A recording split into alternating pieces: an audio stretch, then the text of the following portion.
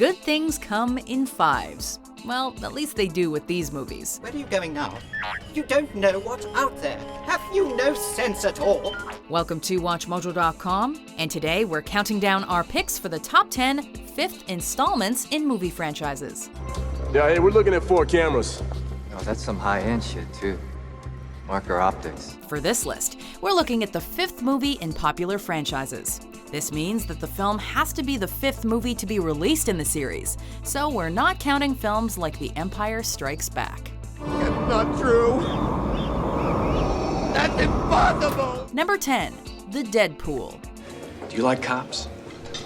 As long as they're not in my rearview mirror, why? With a 91-minute runtime, it may be the shortest entry of the Dirty Harry franchise, but that doesn't mean The Deadpool isn't as full of action and thrilling moments as the first film.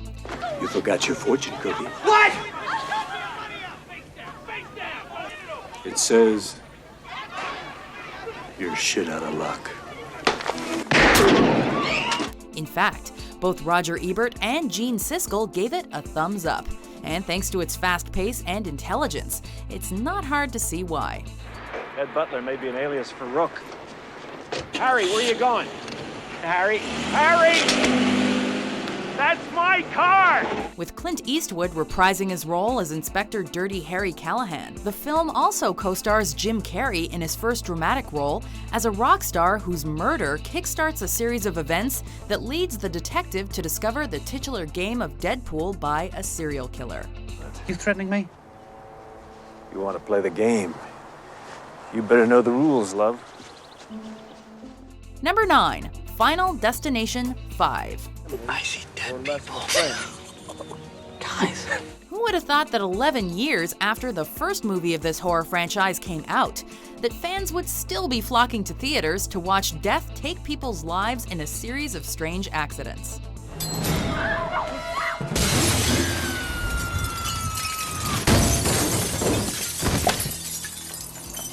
But with mostly positive reviews and more than $157 million in worldwide box office receipts, Final Destination 5 clearly demonstrated that there is still an audience for both the genre and the type of storyline that the film series has made so popular. We kill someone, we get their life? Is that what you're telling me? I don't make the rules. I just clean up after the game. Gory, suspenseful, and with excellent visual effects, the flick isn't only a return to form, but also the franchise's highest-rated entry. Death doesn't like to be cheated. Excuse me? Number 8, Muppet Treasure Island. There she is! La Hispaniola! Who would have thought that a musical version of Treasure Island performed by the Muppets would be so good? Hurry, Rizzo! I'm going as fast as I can. Well, come to think of it, that element of surprise might have been exactly why it worked. With lively songs like Shiver Me Timbers and Sailing for Adventure, Sailing for adventure on the deep blue sea. Muppet Treasure Island was fun and kept the spirit of the high seas alive. Now here we are stuck on the front of this stupid ship. Well, it could be worse. We could be stuck in the audience! In addition to the Muppets, the live-action cast, which included Tim Curry as the darling and deceitful Long John Silver, was one of the best in a Muppets movie. Though you could be a doctor, or perhaps a financier. My boy, why not consider a more challenging career? Number 7, The Hobbit, The Desolation of Smaug. With every victory, this evil will grow. Although The Hobbit really didn't need to be split up into 3 movies, director Peter Jackson did turn in a solid follow-up to the Lord of the Rings trilogy. You've changed, Bilbo Baggins. You're not the same Hobbit as the one who left the Shire.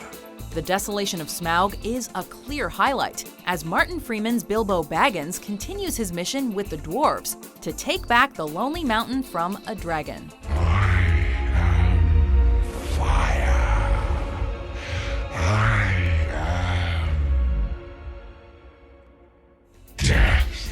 Smaug himself is one of the most fearsome beasts ever put on screen, and is chillingly brought to life by Benedict Cumberbatch. There is something about you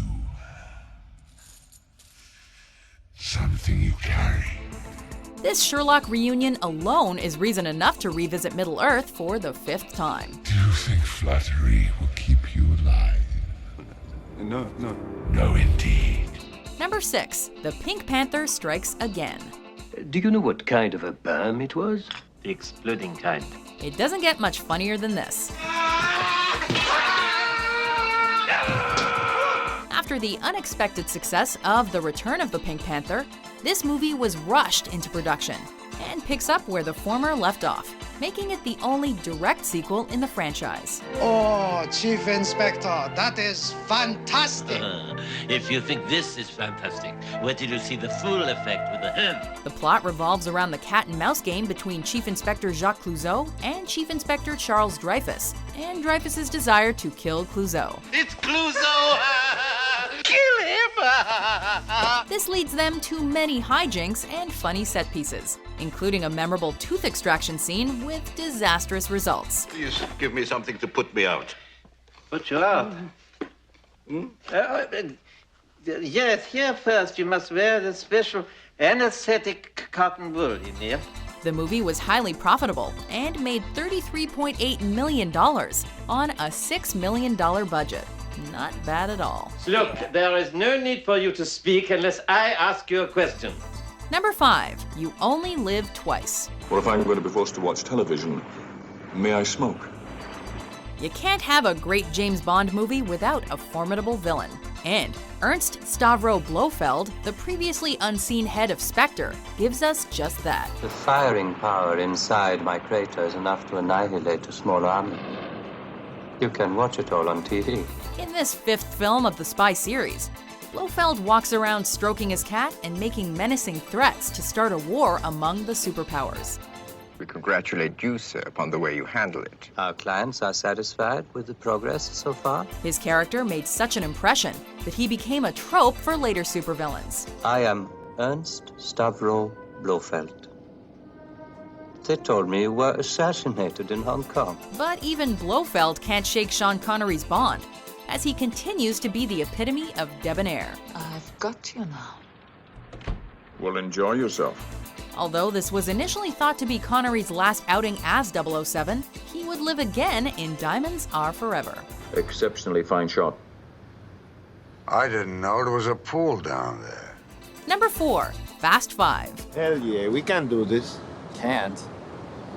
I mean, shouldn't. This franchise deserves the award for Most Improved. Earlier on, the Fast and Furious films were fun action movies about racing cars, but there wasn't much of a larger storyline. What do you mean? With this installment, Universal Studios sought to turn the franchise into a heist film series that would appeal to larger audiences. And their plan worked.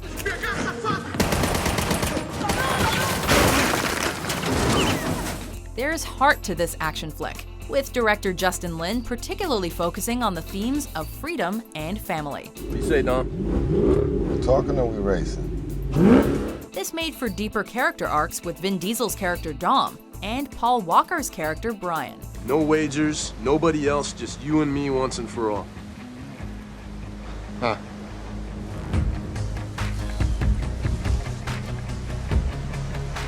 You sure you can handle the disappointment? It also didn't hurt that Dwayne Johnson had been added to the mix as well. I'll just give it a minute. It'll sink in. Number 3. Mission Impossible: Rogue Nation. That's the wrong door! Tom Cruise is pretty much at his best when playing Ethan Hunt. You good? Things got a little out of hand. No other actor takes on the action and does his own stunts in quite the way Cruise does for the Mission Impossible franchise. Ethan, do you copy? In this 5th installment, he performs one of his best stunts to date, in which he hangs off the side of a military aircraft known as the Airbus A400 Atlas.